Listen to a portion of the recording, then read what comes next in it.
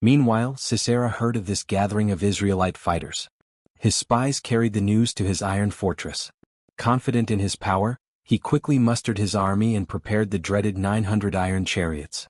With the roar of hooves and the grinding of wheels, Sisera marched toward the Kishon River, ready to crush the Israelites once more. The stage was set. Israel's trembling warriors, led by Barak and emboldened by Deborah, faced the seemingly invincible army of Sisera. The contrast was staggering.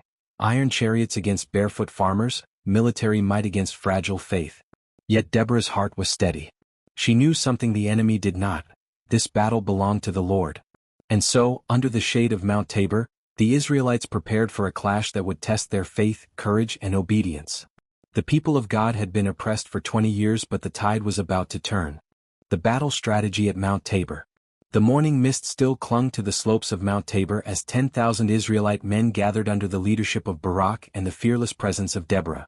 For many of them, it was the first time in years they felt a spark of hope against the crushing rule of King Jabin and his commander, Sisera.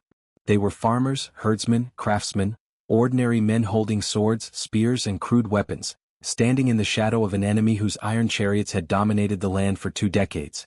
Yet in their midst stood Deborah. The prophetess did not carry a sword, nor did she wear the armor of men. Her weapon was her voice, a voice that carried the authority of the Lord of hosts. She reminded the trembling men that they were not here by chance, but by divine command. From their high ground, the Israelites could see the fertile Jezreel valley stretching out like a wide battlefield below. It was here that Sisera would come, boasting in his strength, his army glistening with iron. And it was here that the Lord had promised victory. Barak's heart was conflicted. He believed in God, but the sight of Sisera's army approaching from afar filled him with dread. The thunder of 900 iron chariots shook the earth, each pulled by powerful horses trained for war. Behind them marched disciplined troops, well-armed and confident. In contrast, Israel's army looked fragile, untrained, and ill-equipped. Fear spread among the ranks. What could 10,000 farmers do against Sisera's war machine?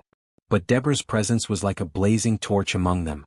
She walked through the camp, speaking with unshakable confidence.